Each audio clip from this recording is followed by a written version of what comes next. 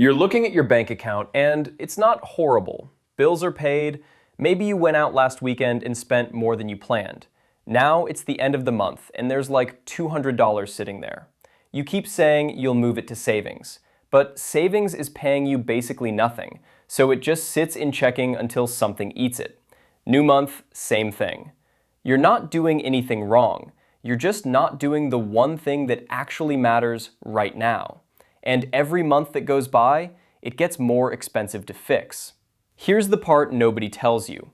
The problem isn't that you're bad with money. You're paying your bills. You're not blowing paychecks on stupid stuff. The problem is that doing nothing feels neutral. It doesn't feel like a decision, but it is. And in your 20s, that decision has a price tag most people don't find out about until it's too late.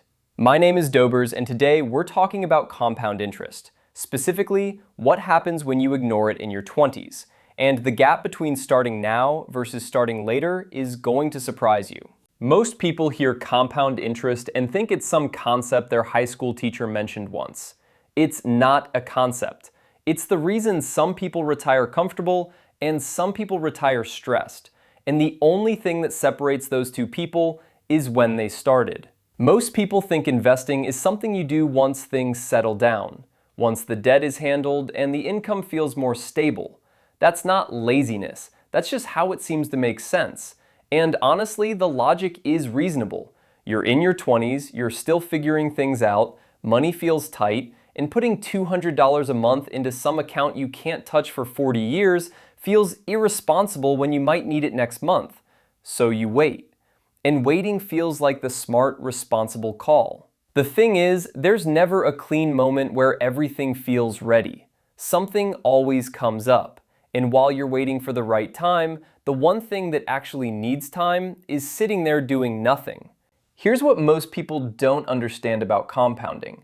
It's not linear. It doesn't grow the same amount every year. It grows faster the longer it runs, which means the first 10 years of investing aren't just important, they're the most important. The money you put in at 22 doesn't just grow more than the money you put in at 32. It grows dramatically more. And that gap widens every single year you wait. Your 20s are the only decade where your money has more time to grow than it ever will again. That's just how the math works. And it's exactly why waiting feels harmless, but isn't. Here's what the actual numbers look like. You're 22 and you put $200 a month into an index fund. You do that until you're 65 at a 7% average annual return. You end up with about $640,000. Now you wait 10 years and start at 32 instead. Same $200 a month, same 7% return, same age when you stop. You end up with around $303,000.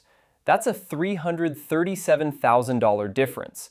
You didn't put in less per month, you just started later. Let that sink in for a second.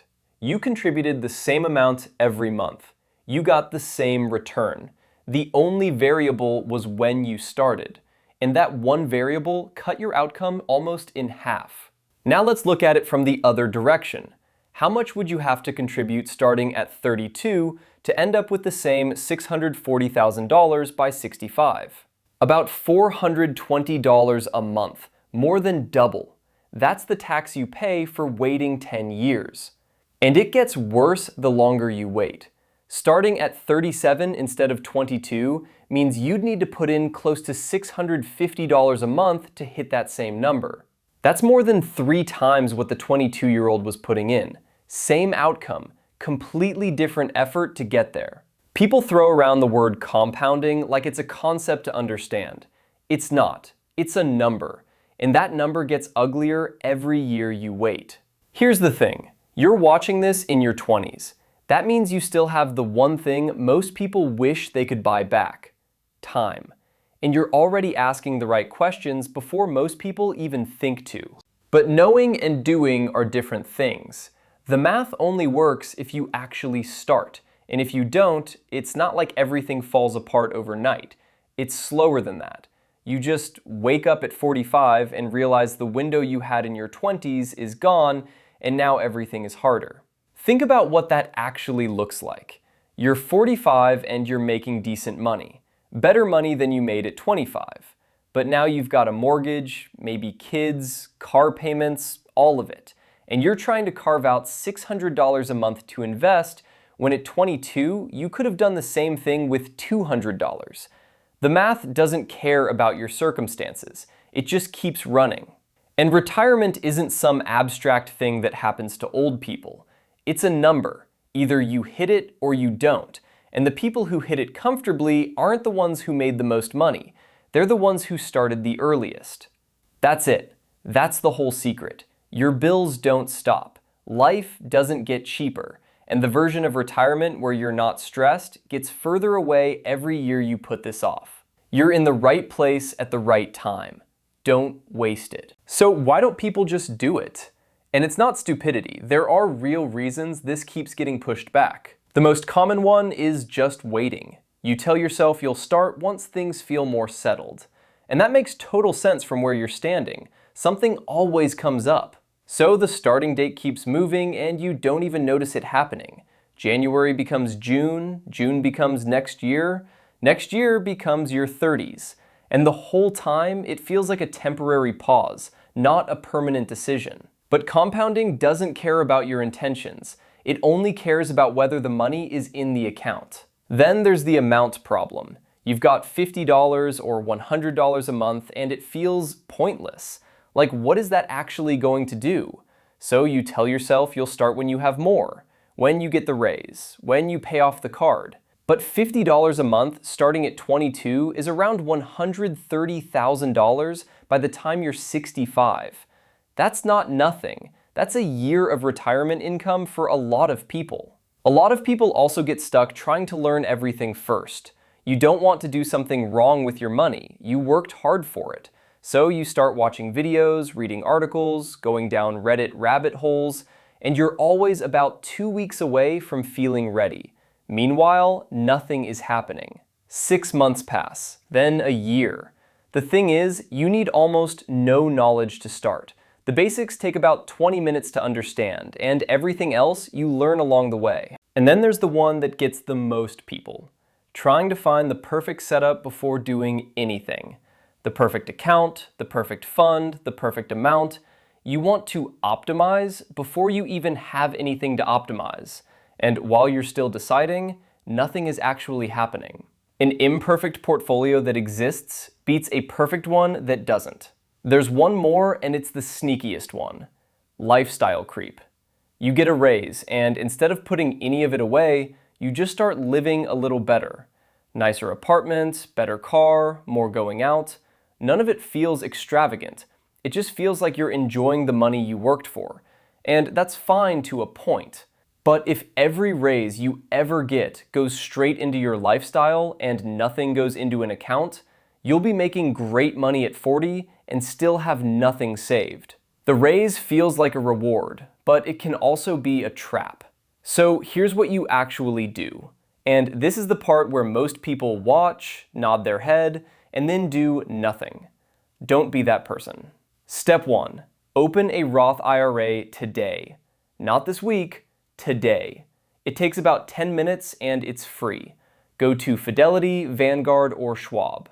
A Roth IRA is a retirement account you fund with money you've already paid taxes on. It grows tax-free, and when you pull it out in retirement, you don't pay taxes on any of it. That's the whole point of a Roth. You pay taxes now when you're young and making less money. You don't pay them later when the account has grown into something real. The contribution limit is $7,500 a year. That's about $625 a month. You don't have to hit that number. Start with what you have. $100 a month is fine. $50 is fine. The account just needs to exist and it needs to have something in it. Step 2. Put the money into an S&P 500 index fund. VOO is the one most people use. It tracks the 500 biggest companies in the US. When they go up, you go up. You're not picking stocks. You're not betting on one company doing well. You're buying a tiny piece of the entire American economy. Over the last 100 years, the S&P 500 has averaged around 10% annually before inflation. That's not a guarantee, but it's the closest thing to a reliable long-term bet that exists for regular people. Step 3. Automate it. Set up a recurring transfer from your checking account on the same day your paycheck hits. This is the most important step after opening the account. When the money moves automatically, you never have to decide whether to do it. It's already done. You never see it, you never miss it, and you never have to make the choice on a month when money feels tight. Step 4. Every time you get a raise, put a small piece of it in. Not half, not even a quarter. Just bump your contribution by $25 or $50.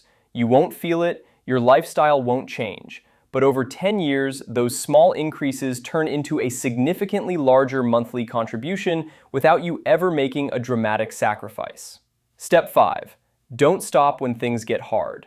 There will be a month where your car breaks down, or you have to move, or something unexpected hits. The temptation is to pause contributions just for now. Pausing for 1 month is fine, but just for now has a way of turning into 6 months, and 6 months has a way of turning into 2 years. If you have to reduce it, reduce it.